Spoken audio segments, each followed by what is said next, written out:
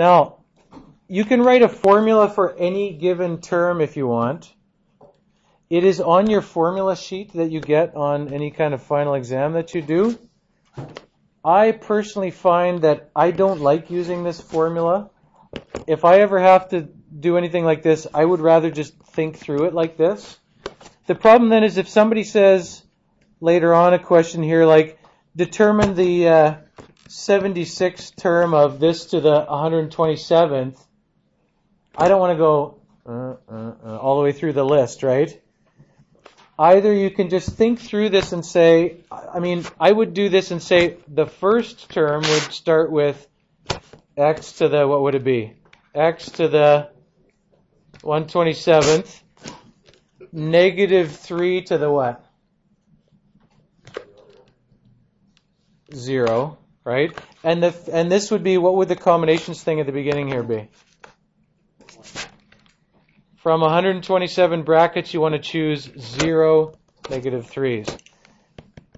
When we get up to the 76th term, what are we going to have here? 76th term. This was the first term. The whole problem that people find is because first term deals with 0. Second term is going to deal with what here? It's going to be 127C1, right? And the third term is going to deal with 127C2. It's one off. That's the reason why people make mistakes on this when they have to do things like that. If I wanted to do the 76th term then, what's it going to be? What's it going to deal with here? 127C75. It's going to be one less. Then I can fill in the rest. As long as I can determine that thing, right? As long as I can figure out this number, it's easy. It's such an important number that people who write formulas like to call that K. The problem is then, if 75 is K, what's this 76 here? K plus 1. When you look at your formula sheet, it talks about the K plus 1th term. And then you really sound like a mathematician if you talk like that. K plus 1th term.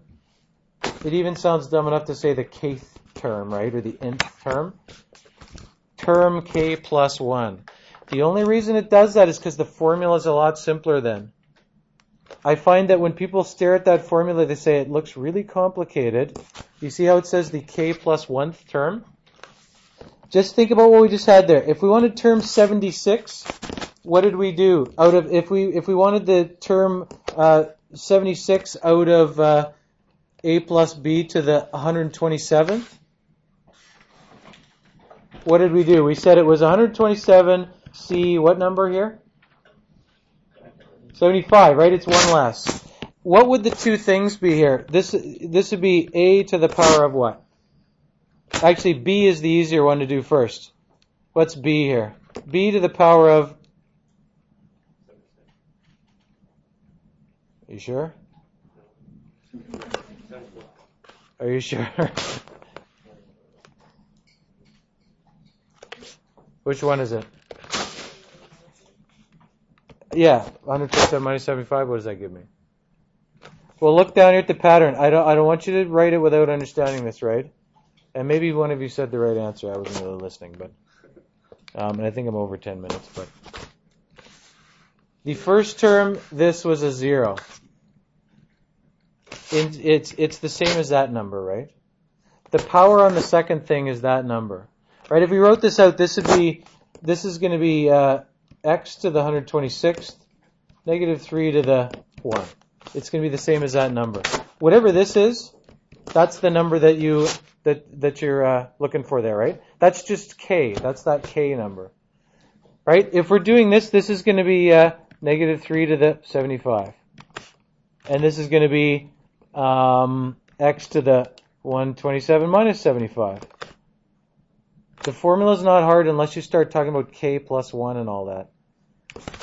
This is b to the 75. This is a to the whatever the difference is there, 127 minus 75. Try that again. If you want to write the formula out, let's move this and write the formula out. what does the formula look like here? If this is a plus b to the n, and we want the k plus 1th term, what's the formula look like? What is the coefficient? NCK, right? It's one less than this. This is the only reason they say the k plus 1 term, because then you can use a k in the formula. If somebody said the kth term here, this would have to say k minus 1. I don't even care if you use the formula. I really think a lot of you are going to have more success just thinking about it logically like this. I tend to be a person like that, but I think I'm shortchanging if I don't at least show you the formula, because some people prefer to teach themselves to use the formula. It's NCK, and then you have a to the power of something and b to the power of something. Which one of those is easier to write down first? The b is, because what is it? To the power of k. And then what's the a? What is it? N minus k, the difference between those two. That's what the formula looks like on your formula sheet. If you like that sort of thing, you can teach yourself to use that. For some of those questions that say, find the 120 millionth term of the expansion of this.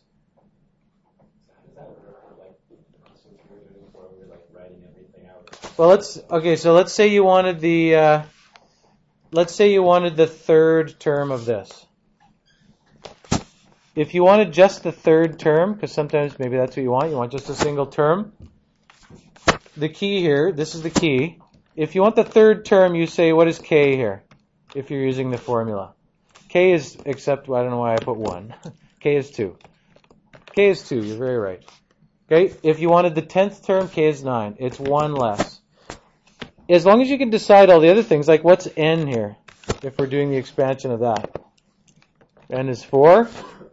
And then if you even say what's a and what's b, that's probably a good strategy, right? What's a in this case here? 2x. And what's b? Plus 1, right? You got to look at the sign, because if that says negative 3, minus 3, it's negative 3. We probably should have done that one, but that's okay. Then just fill the formula, like write the formula down. NCK, a to the n minus k, b to the k. So you got 4c2, a, which is 2x. You have to put brackets there. Don't miss the brackets or you're going to get it wrong. To the power of, what's n minus k there? 4 minus 2. I'm going to write it like that just so we see where it comes from. And then what's the other thing? It's a 1 to the 2. You start to simplify that. You put in your calculator and you find out that 4c2, unless you happen to know that it's 6. This, sadly, what people in grade 12 get wrong is a grade 9 mistake. When they have here 2x, they either forget to put the brackets or they don't realize that the brackets are significant there.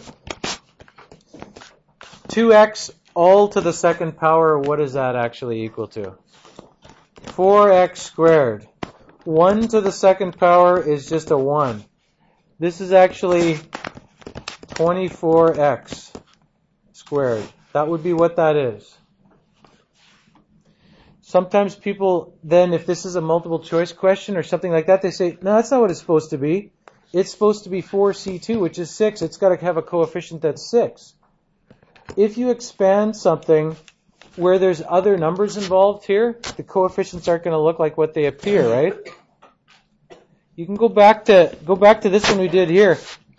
What if this 1 was something else, like a 2? If that was something else, these coefficients would end up being something else when all is said and done. They'd be other numbers, right? If you put a 2 in there, this is not going to be 4, that's not going to be 6. I think I've given you more than enough to be able to do this.